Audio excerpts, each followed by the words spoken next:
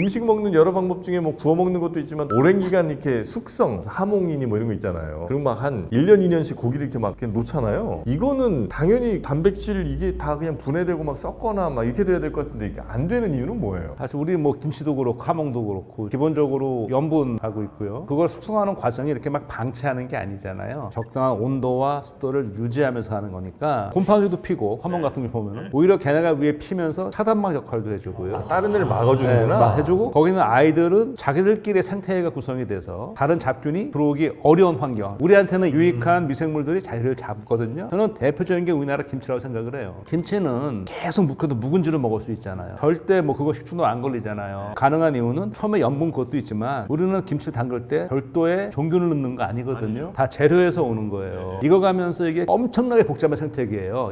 계속 변해 역동적으로. 근데 여기에는 유해균이 끼어들 틈새가 없는 거니까 숙성 과정이 우리가 그냥 방치하는 게 아니고 우리는 그 조건을 딱 만들어준 상태로 가는 거라서 오히려 그 과정에서 우리가 더 소화도 잘 되게 해주고 없던 감칠맛도 만들어주고 뭐 부드럽게도 해주고 풍미도 만들어주고 그렇게 되죠. 그러면 외국에서 보통 외국 재료를 가지고 김치를 만들면 우리나라랑 많이 다르다고 그러잖아요. 그럼 그 재료에서 있는 미생물이나 이게 우리나라랑 달라서 그런 결과가 되는 거예요? 사실 제가 한때 궁금해서 왜 우리나라 김치도 지역마다 맛이 다르잖아요. 가만 생각해보면 배추, 소금, 뭐 젓갈이건데 과연 저 미생물이 어디서 온 미생물이 중요할까 생각을 해봤어요. 근데 제가 생각해보니까 일단 소금이 들어가니까 기본적으로 염분의 정도에 잘 있는 그런 미생물이 돼야 될 것 같아요. 그렇다면 소금에 있던 미생물도 가능성이 있고 가장 큰 거는 젓갈이라는 게 전통 젓갈은 굉장히 짜거든요. 잡으면 그냥 즉석에서 팍 해놓으면 제가 그래서 그거를 조사를 해보니까요. 실제로 젓갈을 처음 담글 때와 완전 숙성됐을 때 미생물 조성이 달라져요. 네. 숙성이 되고 나면 여기에 유산균이 많아져요. 짠 데 사는 유산균. 그렇게 조성이 되는 걸로 봐서 당연히 어떤 재료를 쓰냐에 따라서 맛이 확 달라지죠. 새우젓이나 멸치젓 이런 거 먹어보면 진짜 짜잖아요. 거기에 사는 균들도 있어요. 엄청 많아요. 그렇게 짠데? 네. 그런 애들을 우리가 호염성 짠 걸 좋아한다고. 팔로파일 네. 종류. 오히려 걔네들은 이게 내려가면 못 살아요. 아 그래요? 신기하다. 아 그럼 새우젓이라고 치고 그 균들을 따로 넣어주는 건 아니잖아요? 아니죠. 근데 재료에서 오는 거죠. 자연스럽게 생기는 제 거예요? 생각에는 주로 걔네 창자나 걔네에 살던 것들이 이 조건에서 선택되는 거라고 생각을 해요. 그리고 걔네는 너무나 좋은 환경인 게 짜니까 딴 애들이 못 들어오니까 자기들만의 자기들 세상이네. 세상이 되는 거죠. 진짜 젓갈 장인 오랫동안 하신 분 인터뷰를 한번 한 적이 있어요. 저한테 이제 인상적인 말씀해 주신 게 있는데 생선집에는 파리가 낄지 모르지만 젓갈집에는 파리가 없습니다. 그런가? 예, 그 보니까요 젓갈이 2년 숙성된 거 보잖아요. 우리 왜 멸치액젓 그런 거 보면 이렇게 맑아잖아요. 냄새가 그렇게 세게 나지 않아요. 잘 숙성된 거는. 아, 그래요? 그러니까 그분 말씀이 제대로 숙성된 젓갈은 냄새가 가지도 않고 오히려 파리가 안 온다는 거죠. 그러니까 파리는 이 냄새를 원치 않는 거예요. 파리가 거기에 알을 낳았자 애들이 거기서 안 자라니까 그것도 안 되고 그것도 아마 끌리지도 이유가 않고. 있겠죠. 아예 먹이로 안 느낄 것 같은 게 보통 우리가 생선이 부패할 때 만들어지는 물질이랑 숙성할 때 물질이 완전 달라요. 바다를 생각해도 해변가랑 항구랑 냄새가 다르잖아요. 비린 정도라든지 역한 정도가. 이 트리메틸아민이라는 되게 작은 물질인데 이게 보통 부패한 생선에서 나오는데 파리 같은 녀석들이 이걸 잘 찾아요. 그래가지고 좀 썩어야지만 가는 건데 젓갈은 썩은 게 아니니까 우리가 이제 보통 발효라고 말할 수 있는 형태라서 얘는 그걸 먹이로 인식을 못하는 거예요. 그 차이를 만들어내는 게 결국은 염분 농도겠죠. 그러니까 처음에 염분 농도고요. 원래 어떤 미생물들이 있었느냐가 중요하겠죠. 근데 전반적으로 젓갈을 만드는 데 들어가는 미생물들, 특히 세균이 많은데 걔네들은 어떤 활성이 좋냐면은 단백질 분해, 지방 분해 효소를 굉장히 많이 밖으로 분비해요. 그러니까 젓갈이 따라가는 거죠. 그러면 나름대로 새우젓에 돼지고기 찍어 먹고 하는 것도 나름대로 의미는 좀 뭐 있겠다. 그런 얘기 하는 분도 있었던 거 들었던 나름대로 의미 있다는 생각도 해봤어요. 우리가 뭐 이렇게 김치에서 사서 먹고 하는 게 그 지방 분해. 예를 들면 새우젓 같은 경우 새우 형태가 다 뭉개질 것 같은데 그 오랜 기간 어떻게 이렇게 유지가 되는 거예요? 친구들도 어쨌든 분해를 자꾸 하려고 할 거 아니에요? 그렇죠. 근데 새우 형태도 꽤 오랫동안 유지가 좀 되잖아요. 보시면 알겠지만 새우는 기본적으로 키틴 외골격 껍데기가 있잖아요. 다른 생선 젓갈들은 다 해서 액젓이 되잖아요. 아 그런가? 하여튼 요즘은 그 갈치 속젓이 참 맛있습니다. 고기랑 먹을 때 갈치 속젓이 너무 맛있어요. 혹시 우리 보다 모래 들어와 있으면 뭐가 없어도 보다 굿즈 티셔츠, 후디 잘 나가고 있거든요. 조금 노력하시면 저 우선 물리학이 있어가지고 거기 테이프 붙여서 케미스트리 써놨어요. 근데 케미스트리는 제가 어디서 봤는데 chem is try 이게 케미스트리다. 그렇게 홍보를 하시는 교수님들이 있는데 아, chem is try. 아. 띄어쓰기를 해가지고 네네네. 틀린 말은 아니지만 다른 교수님이 그렇게 말씀을 듣고 있으면 약간 제가 민망할 때가 학생들이 이걸 웃어주면 좋은데 묵묵하게 보고 있으니까 그런 얘기 들으면 물리학자들은 피식? 아, 피식.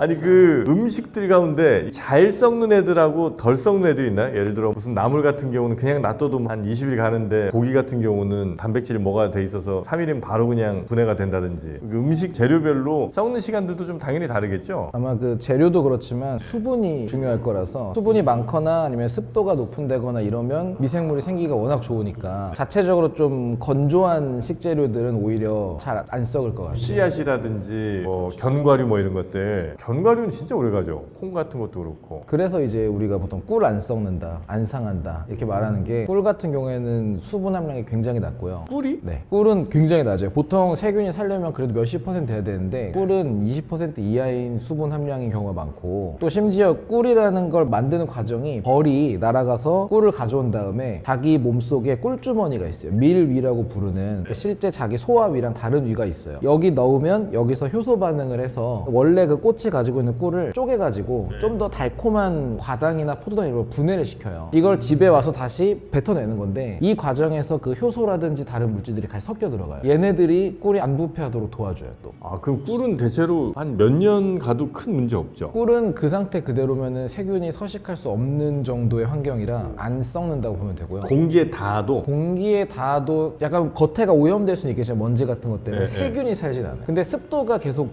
들어갈 거예요. 열어놓으면은. 그래서 묽어지면 세균이 이제 너무 좋아하는 환경이 되는 거고. 아, 그럼 뚜껑 제대로만 덮어놓으면 거의 뭐 안 썩는다고 보면 되겠네요. 그러면 안 썩죠. 신기하다. 사실 꿀이 특별하다기보단 우리 잼 만들어도 잼도 안 썩잖아요. 그것도 똑같은 거죠. 뭐 소금으로 염장하는 거나 꿀이나 뭐 설탕으로 하는 거나 건조하는 건 생물학적으로는 보면 원리는 똑같은 거예요. 미생물한테 가용한 물을 안 주는 거거든요. 그러니까 말린 거는 말렸으니까 아예 물이 없는 거고요. 잼이나 꿀 같은 경우는 수분은 있는데 이 수분이 워낙 당도가 높고 염도가 높아서 이미 설탕과 결합을 하고 있다. 그러면 생명체가 들어가서 이 물을 띄워와야 되는데 갖고 올 수가 없으니까 생명체가 사용할 수 있는 가용한 물이 없어서 못 자라게 하는 거니까 원리는 똑같은 거죠. 물을 뺐다가 다시 넣으면 원 상태가 좀 돼야 될 것 같은 느낌이 있는데 예를 들어서 무말랭이 같은 경우도 한번 물이 빠졌다가 다시 들어가면 원래 상태의 그 무 느낌보다는 훨씬 더 질겨지는 느낌이 좀 있거든요. 그거는 한번 물이 빠지면 화학적으로나 물리적으로 뭔가 변화가 한번 있어서 원래대로는 못 돌아가는 겁니까? 완벽하게 못 돌아가죠. 탈수가 되면서 세포들이 다 쪼그라드는데 세포도 우리가 보기엔 그냥 멀쩡한 풍선 주머니 같지만 골격 같은 게 다 있어요. 사이토스켈레타 골격이 있는데 얘네가 가까워져서 붙으면 물리학에서도 가까운 물체들 간에는 여러 상호작용이 발생하잖아요. 그런 것 때문에 얘네가 붙어버리면 원 상태까지는 안 떨어져요. 좀 덜 붙은 데는 펴져가지고 그래도 부풀지만 완벽한 상태로는 못 돌아가게. 아, 제 아는 분이 자기는 오징어회를 말린 오징어에 물을 먹여서 오징어회를 먹는다는 거예요.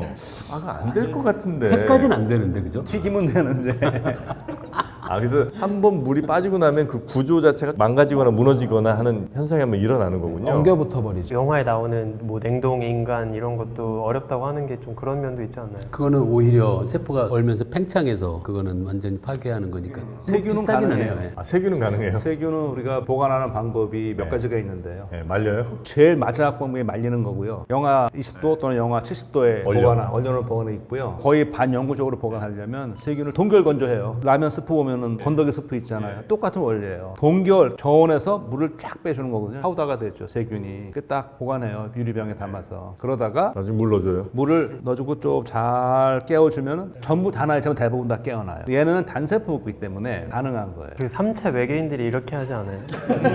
물에 넣으면은 저기서 그 삼체 오면서 그 생각했어요.